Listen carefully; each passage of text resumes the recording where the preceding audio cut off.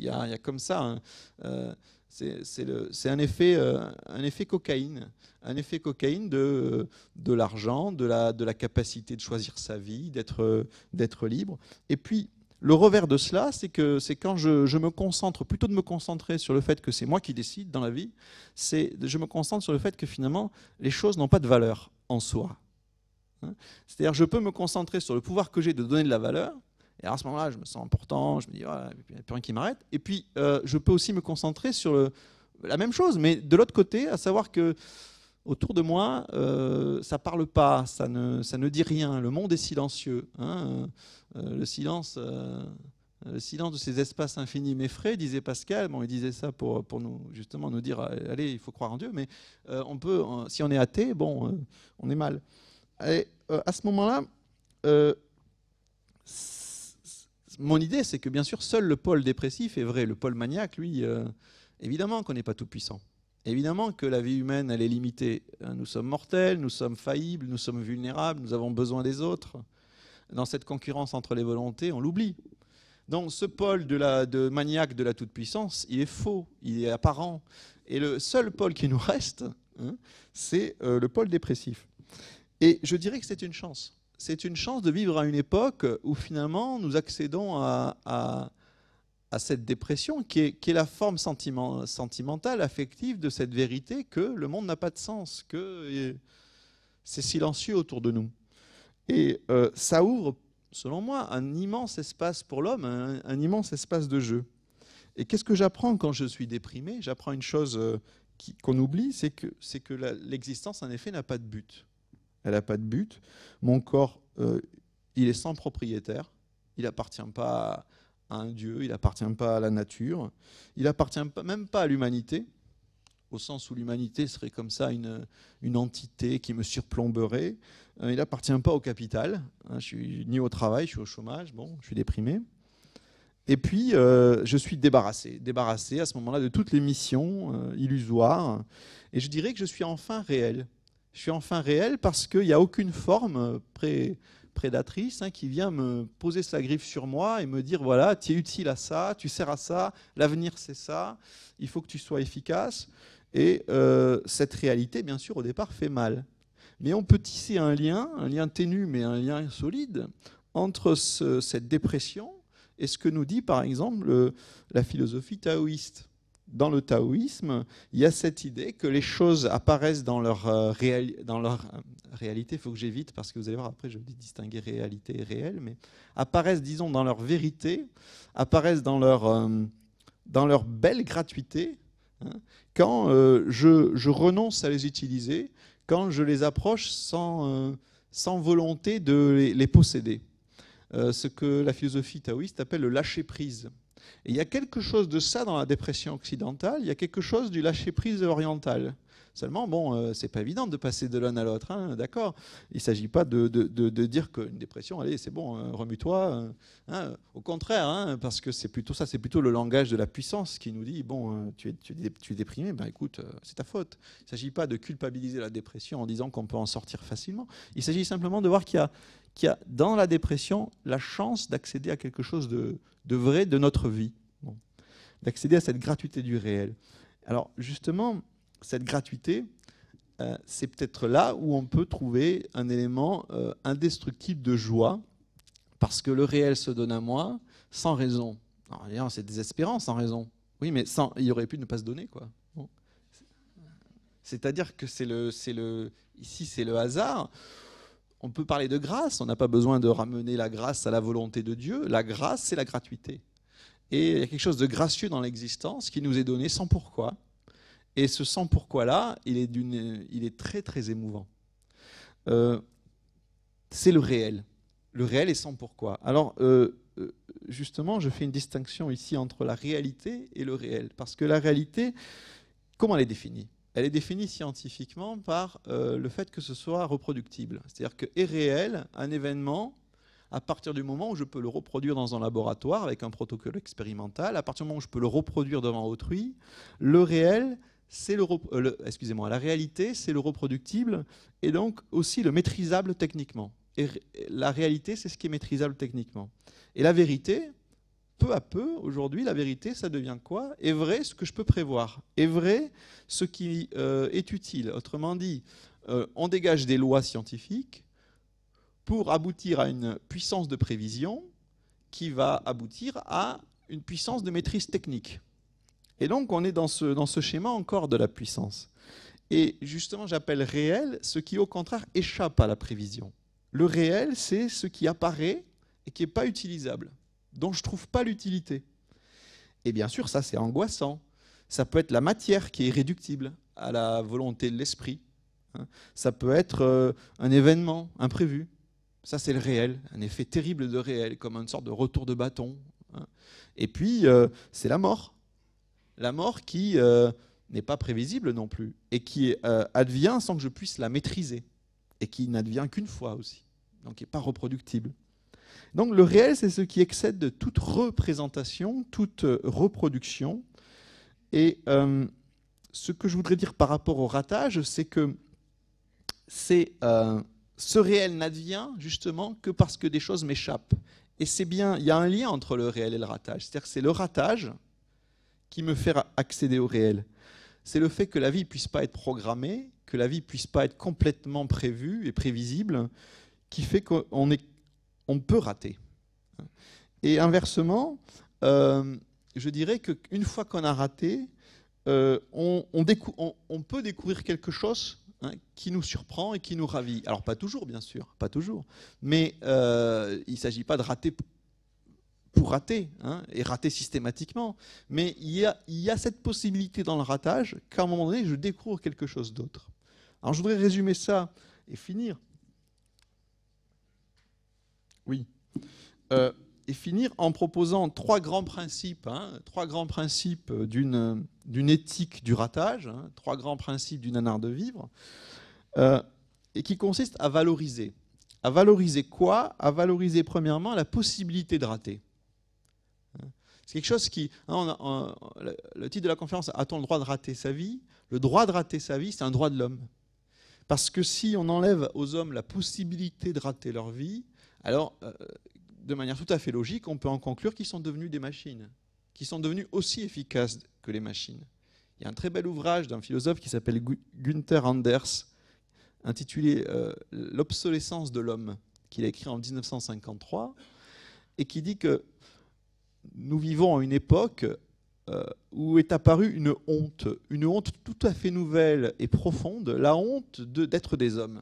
Nous avons honte d'être des hommes face aux machines, dit Günther Anders, parce que nous sommes moins performants qu'elles. Eh oui, nous avons besoin de dormir, nous tombons malades, nous ne pouvons pas travailler tout le temps, on s'arrête le dimanche. Bon, cette honte d'être des hommes, il ne faut pas que nous l'ayons, dans la mesure où justement ce qui fait notre dignité, c'est cette possibilité de rater, parce que la vie est une aventure. Et la mort, la vraie mort, pas celle qui nous surprend, pas celle qui est notre condition humaine, la vraie mort, ce serait de vraiment parfaitement sécuriser la vie. Parce que si on sécurise parfaitement la vie, alors là, c'est vrai qu'on ne peut plus mourir. Mais on ne peut plus mourir comme un cadavre. Ce sont les cadavres qui ne peuvent plus mourir, parce qu'ils sont déjà morts.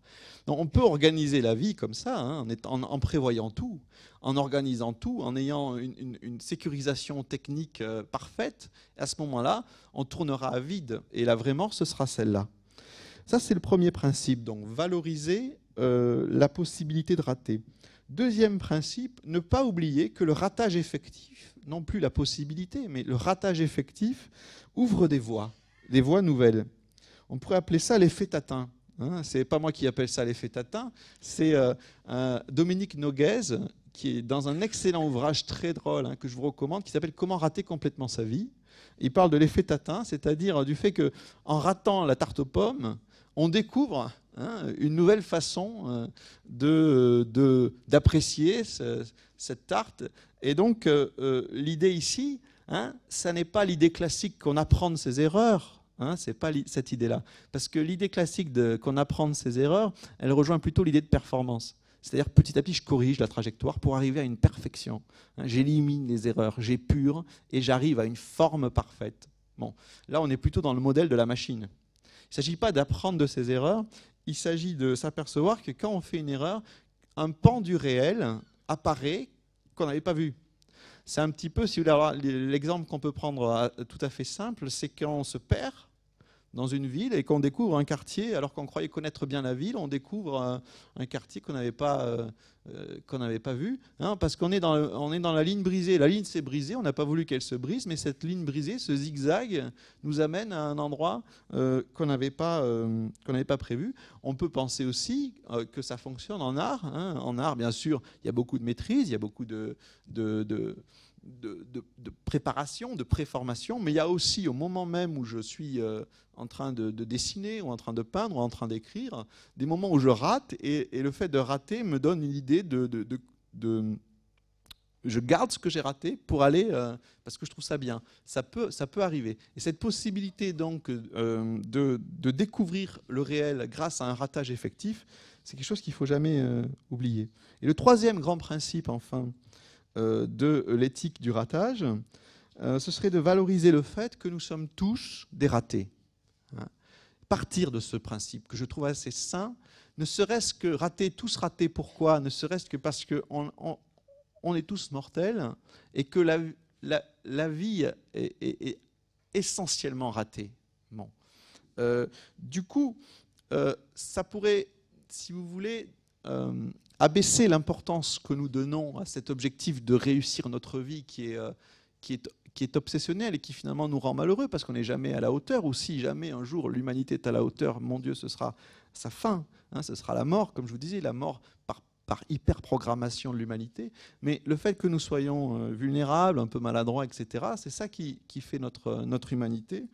Et normalement, nous devrions tous, à l'égard de nous-mêmes, avoir ce minimum d'autodérision qui fait qu'on ne se prend jamais vraiment au sérieux et que tout succès est relatif. Et donc, il faudrait que cette mort plane au-dessus de nous comme quelque chose qui nous donne ce regard un peu amusé et critique sur nous-mêmes, qui est l'autodérision, sans laquelle, à mon avis, à part si on se réfère bien sûr à Dieu, mais Dieu n'est plus notre référent commun.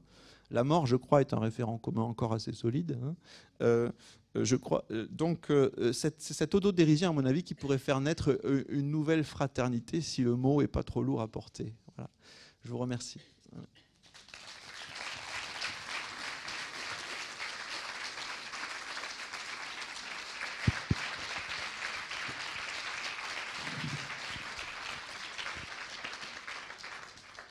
Merci Yann. Peut-être qu'on a le temps de prendre une ou deux questions dans le public, s'il y en a qui souhaitent avoir des éclaircissements.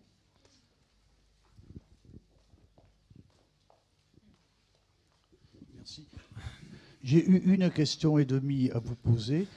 La première, c'est une citation qui m'est venue à l'esprit là, de Samuel Beckett à propos de la fin de votre exposé, où il nous dit « échouer, échouer à nouveau, mais échouer mieux ». Et j'ai trouvé que ça s'accordait bien un peu avec votre fin. Et par ailleurs, à propos du ratage, j'ai aussi pensé à un livre écrit par un Italien il y a à peu près 1 an ou 2. Or, le titre approximatif, c'est Italo Svevo. C'est l'histoire d'un type qui rate tout, qui voulait être écrivain, qui a raté. Il a été poussé à un moment donné par Joyce, mais ça n'a pas marché. Et à la fin, il s'est tué dans un accident de voiture. Et ce livre, qui s'appelle donc Italo Svevo, l'antivie ou une antivie, ça illustre quand même que le ratage, c'est pas forcément tout à fait joyeux, quoi. Enfin, c'est un livre qui est un peu terrible sur le ratage de toute une vie, quoi. Voilà, c'est juste des commentaires sur votre exposé. Merci. Pour la première remarque, j'ai rien à ajouter. Hein. Tout est dans l'humour du trait, l'oxymore, et donc le fait que le ratage, ça peut être quelque chose d'intéressant.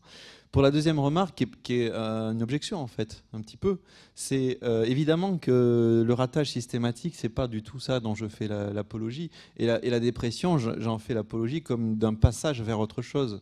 Et c'est le ratage comme élément fondamental de la vie humaine. Et quand je dis élément, donc c'est pas le tout.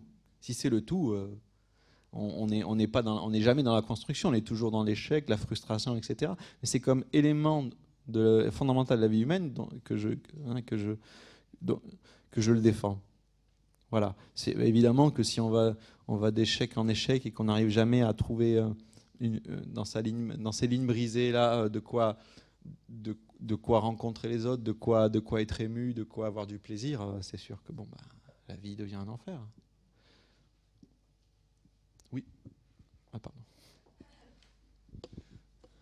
Oui, je voulais juste intervenir quand vous parliez de Hobbes et de la concurrence des volontés dans le Léviathan, là, qui expliquait aussi que l'homme est un loup pour l'homme à ce moment-là. Et l'idée, c'est que j'ai le sentiment qu'André Comte-Sponville nous apporte un élément à votre réflexion quand il dit « Je ne désire pas une chose parce qu'elle est bonne, mais en gros, je l'estime bonne parce que je la désire. » Et là, il veut nous mettre... c'est exactement nous ça. Souligner le danger, justement, de cette morale qui vient s'adapter à notre désir tout-puissant et concurrentiel et dévastateur. Voilà. Oui, c'est Spinoza. Je crois que c'est une citation de Spinoza. Bien sûr, il ça, reprend toujours. qui reprend. Alors, je ne sais pas s'il la reprend pour la condamner, mais en tout cas, on a bien ce renversement de l'objet au sujet. C'est plus l'objet qui détermine la valeur que donne le sujet, c'est le sujet qui détermine la valeur de l'objet. Oui, tout à fait.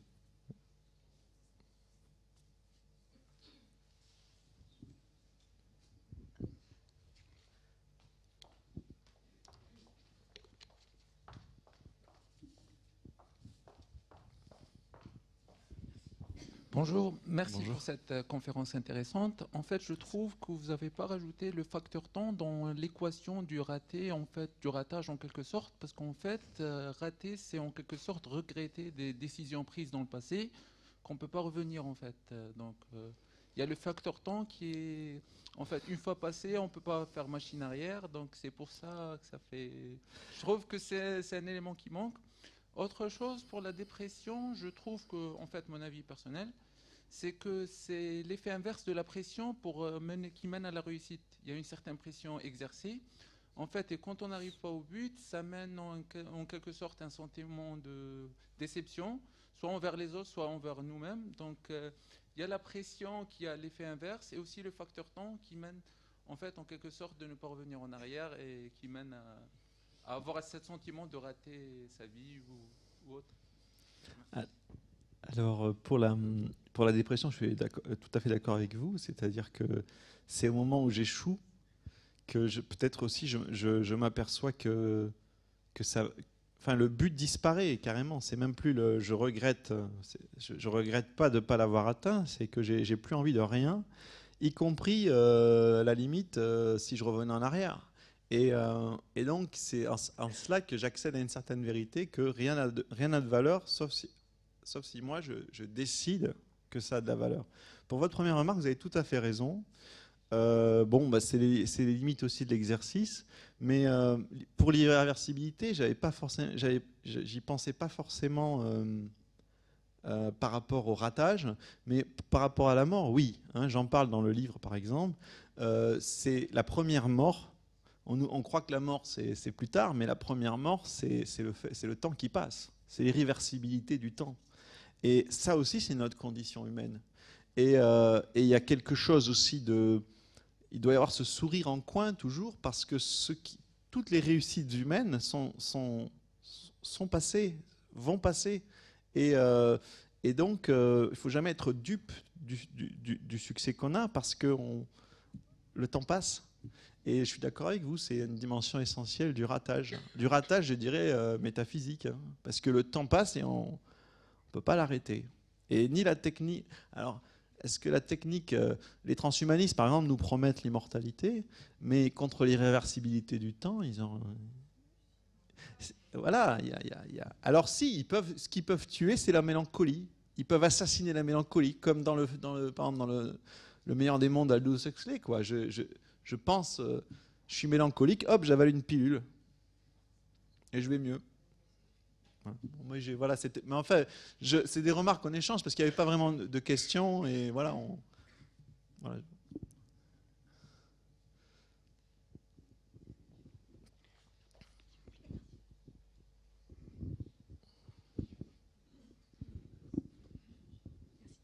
Bonjour. Bonjour. Est-ce que vous voyez la réussite de la vie comme ça marche par le bonheur et l'argent? Enfin, Bah. c'est vraiment les deux points clés qui sont importants aujourd'hui. Le bonheur, ça a toujours été le cas. Et l'argent, ce que j'essaie de montrer, c'est que l'argent, ça l'a toujours été. Mais on vit une époque où c'est devenu vraiment la valeur première. Oui, Alors c'est qu'avant, sûr. on avait des freins, on avait des choses plus importantes. Après, évidemment que je ne fais que constater. Moi, c'est vrai que j'ai passé beaucoup de temps à expliquer qu'on était en concurrence, j'ai passé beaucoup de temps à expliquer qu'il y avait de la puissance, qu'on cherchait la puissance, etc. Mais j'y mets pas du tout un quelconque accord. Je fais que Oui. constater. Et quand je dis que Séguéla a raison, ça me fait pas plaisir. Hein. Et l'idée, c'est essayer de dépasser ça, parce qu'on en est là. Aujourd'hui, maintenant, le moteur, c'est... Enfin, personnellement, je trouve que c'est l'argent. Sans argent, les gens peuvent pas avoir des passions et faire vraiment tout ce qu'ils veulent. Donc, Vous avez un livre extraordinaire de Georg Simmel qui s'appelle La philosophie de l'argent, qu'il a écrit en 1900. Et il dit ceci, avoir de l'argent, c'est avoir les moyens. C'est-à-dire cette expression toute bête, avoir les moyens, dans son abstraction, quelque chose de miraculeux. C'est-à-dire que j'ai les moyens. De quoi ? De tout.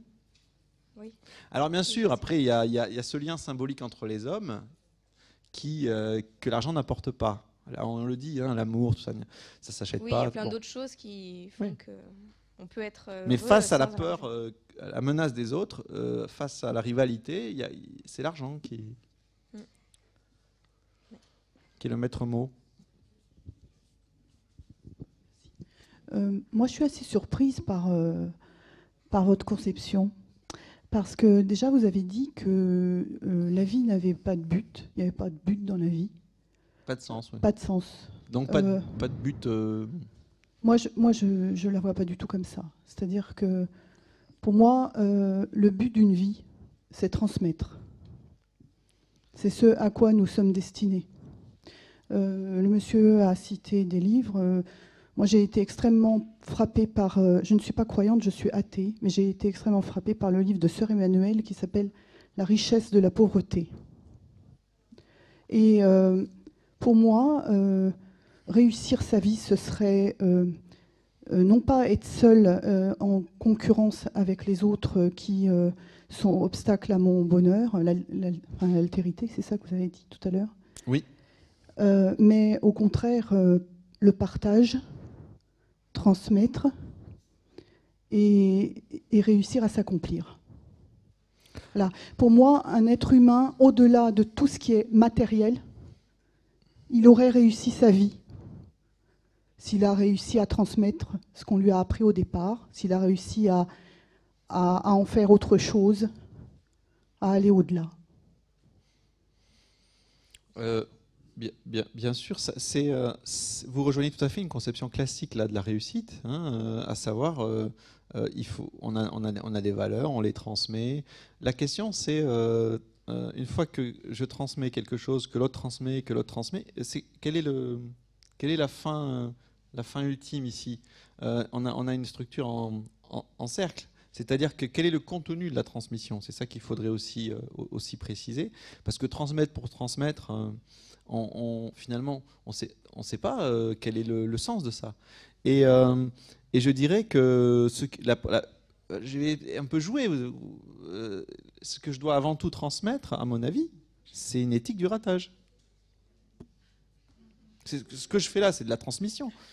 Mais alors, vous allez me dire, monsieur, comment articuler cette éthique du ratage avec ce que vous avez dit sur Sœur Emmanuel, la pauvreté, etc. C'est sûr que la pauvreté comme valeur, pour moi, ce n'est pas ça l'essentiel. L'essentiel, c'est de ne pas être esclave de l'argent, ça c'est sûr. De ne pas faire de l'argent la première valeur. Ce n'est pas une valeur, c'est qu'on peut très bien être heureux et s'accomplir soi, sans argent. Dans les favelas, il y a des jeunes gens qui jouent avec des jantes de vélo. On est d'accord. Seulement, pour moi, la notion d'accomplissement, voilà, on n'est jamais accompli. Voilà. On maîtrise pas. Il y a des choses on est cabossé, on est de traviole. On n'est jamais vraiment accompli.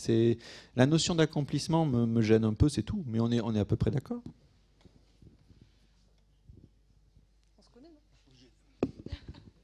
C'est à propos de la dernière discussion, je voudrais citer un exemple précis de gens, je pense aux gens qui, entre les années 39 et 43-44, ont sacrifié leur vie, ont pris le risque d'être torturés, assassinés, etc., simplement pour que des gens comme moi puissent être considérés comme des Français ordinaires. Bon, ces gens sont morts, on peut dire qu'ils ont raté, mais pour ma part, je pense que ces gens-là, pour moi, ils ont réussi. Et je vous prends comme simple exemple, quand j'ai terminé mes études et que j'étais reçu, si on peut dire, ma pensée immédiate, c'était pour ces gens-là. Alors, ces gens-là, je pense qu'ils ont réussi. Et quand Madame parlait de transmission, moi, je transmets à mes enfants ces choses-là. J'espère que mes petits-enfants le feront aussi. Alors c'est peut-être un peu midinette, mais ce que je dis là, mais voilà, ces gens-là, ils sont morts, mais pour quelque chose que moi je trouve important. Mais je crois qu'il est plus facile plus facile, que mourir pour une idée, c'est quelque chose qui veut dire que vous ne placez pas la survie comme valeur première, au-dessus de tout. Et je crois que dans la modestie qui est de considérer que la vie est une maladie mortelle, il y a cette possibilité de sacrifice. C'est-à-dire que dans cette idée que la vie est déjà ratée, ça ouvre la possibilité donc de mourir sans penser d'abord à la survie, puisque de toute façon je vais mourir. C'est un peu ce que dit Socrate à Calliclès, de toute façon tu vas mourir, pourquoi tu veux que tu es comme ça, tu as peur de tout, tu veux sécuriser ta vie, il faut lâcher prise parce que de toute façon il ne reste plus, je vous l'apprends, que quelques milliers de jours à vivre. Et oui, et alors pour l'émotion, vous avez raison d'être ému parce que c'est très, très émouvant la décision de ces hommes. Seulement, je dirais pas qu'ils ont réussi leur vie, c'est tout. Mais je dirais simplement que moi, ce qui m'émeut énormément, c'est la tragédie de cette existence-là. Que des hommes, que sont par exemple les nazis, ou que des hommes aient forcé des jeunes hommes à se sacrifier. Parce qu'au bout du compte, c'est ça. Ils auraient bien aimé vivre encore, ces gens. Et je vois pas en quoi ils ont réussi leur vie. Ils étaient dans une situation tragique et ils ont pris une décision admirable et émouvante. Voilà.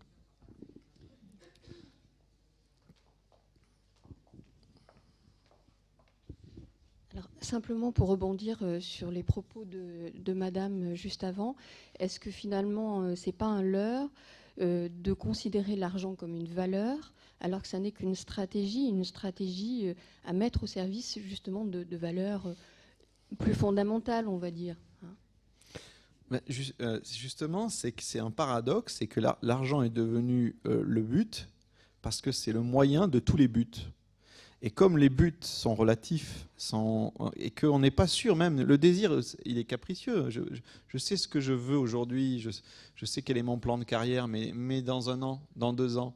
Et ce qui maintient cette capacité de réaliser tous ces buts, quels qu'ils soient, y compris opposés à la limite, ce qui maintient donc cette capacité, c'est le caractère protéiforme de l'argent. Et du coup, il y a un retournement, c'est que l'argent devient le but parce qu'il est le but suprême, parce qu'il est il ne dévoile pas encore quel sera le but précis. Une fois que vous avez atteint un but concret, vous êtes aussi un peu enfermé dans ce but. Vous pouvez même être aussi déçu. Bon, là-dessus, il y a d'extraordinaires analyses de Simmel sur la philosophie de l'argent, où il montre bien comment ça se retourne. Parce que moi, j'ai des buts dans la vie, mais je ne sais pas forcément si c'est les bons, si je ne vais pas en changer, etc. Et c'est l'argent qui va devenir ce but-là. Maintenant qu'il y ait d'autres valeurs, je suis d'accord avec vous. Alors, je parlais vraiment de valeurs et ni de désir, ni de but. C'est-à-dire que l'argent, est-ce que ça sert la liberté? Est-ce que ça sert la sécurité, le besoin de sécurité? Est-ce que ça sert la créativité? Donc je ne pensais pas des objectifs, ni des buts, ni même des désirs qui peuvent effectivement changer au cours de la vie, mais vraiment des valeurs fondamentales, en fait. C'était ça que j'avais en tête. Voilà. Oui, mais les valeurs fondamentales, en effet, on est frères en condition humaine. Pour moi, c'est ça la valeur fondamentale. Et c'est la compassion et l'autodérision et l'humour que nous pouvons partager. Après, bien sûr, tout ça, c'est très général et ça prend des formes très particulières. Mais je crois avoir fini là-dessus. C'est-à-dire, je n'ai pas fini sur le veau d'or, quoi. Allez, tous à genoux devant le veau d'or. Non. On va prendre une dernière question, peut-être 2 dernières questions, parce qu'on pourrait, je pense, continuer longtemps sur ces thèmes. De manière informelle. Je voulais revenir sur votre analyse de Sartre et de son existentialisme qu'il présentait comme un humanisme. En gros, dans La liberté précède la forme, ou toute forme, vous parliez, mais vous n'êtes pas revenu dessus, que ce serait une forme de source d'angoisse que moi je qualifierais vertigineuse, donc cette liberté, qui précède toute détermination de nature ou de référence à Dieu, par exemple. Et lui, il en émane chez lui une éthique de la responsabilité. Je voulais savoir, donc, de votre point de vue, donc, si cette angoisse liée à cette responsabilité, ce serait celle notamment de voir la vie comme réussir sa vie. Et l'angoisse viendrait fondamentalement de l'unique projet de réussir sa vie. D'où l'éthique du ratage que vous pourriez prôner. Je pense que c'est pas complètement sartrien l'histoire de l'éthique du ratage, parce que l'angoisse de chez Sartre, c'est pas d'échouer, c'est vraiment l'angoisse de choisir. Et c'est ça qui est vertigineux, c'est que ça dépend de moi. Et c'est le fait que ma vie dépend de moi est insupportable, parce que voilà, ça me pèse. Mais il n'y a pas cette angoisse de réussir qui provoque l'échec, qui est plutôt un discours que peuvent tenir certains psychologues, mais chez Sartre, je ne crois pas, à ma connaissance. Bon, j'ai le droit à la dernière question, apparemment. J'ai une 50aine d'années, donc j'ai un petit peu vécu, et je suis très content d'être ici, d'avoir écouté votre prestation. Je souscris tout à fait à cette notion du ratage. Maintenant, est-ce que c'est une idée qui vous est venue jeune, très jeune, ou est-ce que c'est une idée, on va dire, que vous défendez d'aujourd'hui? J'ai raté dès le berceau. Non, je sais pas. C'est une question. Un peu inattendue. Oui, inattendue. Disons que. Non, ce que je veux dire par là, je vais peut-être aller un peu au fond de ma pensée, mais est-ce qu'il n'y a pas un âge pour adopter ce genre de doctrine, enfin ce genre d'idée? Est-ce qu'un jeune qui a une vingtaine d'années et puis une personne qui a déjà vécu, donc qui a passé la quarantaine, cinquantaine, souscrit plus facilement à ce genre d'idée? Plus facilement, peut-être, encore ça dépend aussi des trajectoires individuelles. Je ferai une réponse à la Épicure. Épicure, au début de la lettre à Ménécée, il dit qu'on n'est jamais trop jeune pour philosopher, jamais trop vieux aussi. Et que philosopher quand on est jeune, ça sert à être vieux, à être tout de suite vieux. Alors vous allez dire, évidemment, si on interprète ça comme un rester en charentaise pépère devant la télévision, c'est pas ça que veut dire Épicure. C'est qu'il veut simplement dire qu'il n'y a pas d'âge pour avoir une certaine forme de sagesse. Et d'après moi, la sagesse du ratage, c'est quelque chose. Par exemple, l'adolescence, c'est un moment où la mort, par exemple, la figure de la mort est quelque chose qui est très, très important. Je pense qu'il n'y a pas d'être humain qui pense plus à la mort que les êtres humains qui ont entre 16 et 25 ans. Après, on est pris dans justement le grand jeu de la performance, de la rivalité, et on oublie ça. On est dans un cadre familial où on est justement dans la transmission, et on oublie que cette transmission elle ne nie pas la mort individuelle. Enfin, voilà. Donc je dirais que c'est peut-être, j'aurais du mal à quantifier ça en termes de probabilité. Voilà. Après, personnellement, j'ai toujours.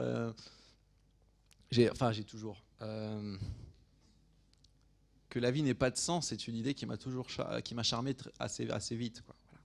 Et d'ailleurs, moi, au départ, dans ma spécialité en philosophie, c'est le nihilisme.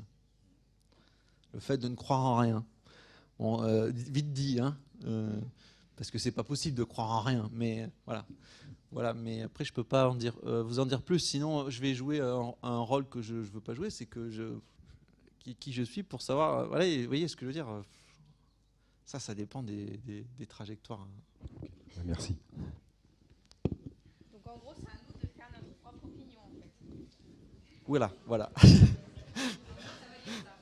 Ouais, oui. Merci beaucoup. Merci.